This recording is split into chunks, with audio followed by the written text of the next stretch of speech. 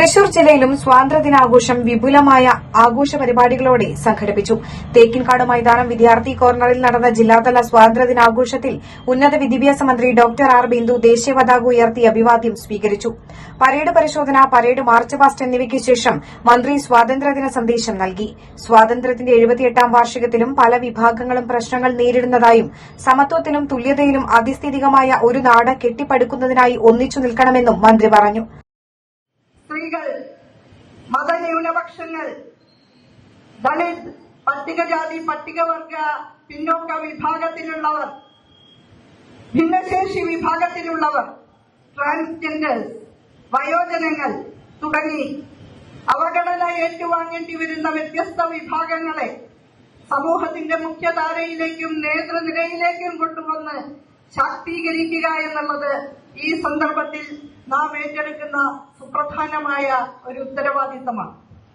വർഗീയതയുടെയും വിഷലിപ്തമായിട്ടുള്ള വിഘടനവാദത്തിന്റെയും വംശീയതയുടെയും വിത്തുകൾ വിതച്ചുകൊണ്ട് ഇന്ത്യൻ ജനതയെ ഭിന്നിപ്പിക്കുന്ന പ്രവണതകൾക്കെതിരെ മനുഷ്യസ്നേഹത്തിന്റെ മഹാപരിച ഉയർത്തിപ്പിടിക്കുക എന്നുള്ളത് നമ്മുടെ ദൌത്യമാണ്.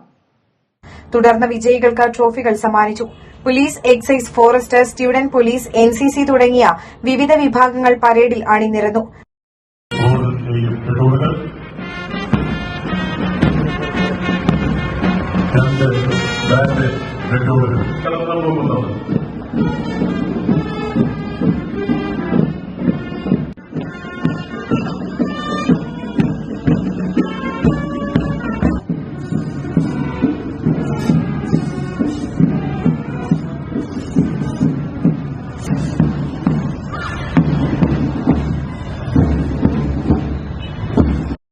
ഭരണസിരാ കേന്ദ്രമായ സിവിൽ സ്റ്റേഷനിലും മറ്റ് ഓഫീസുകളിലും സ്വാതന്ത്ര്യദിനം ആഘോഷിച്ചു.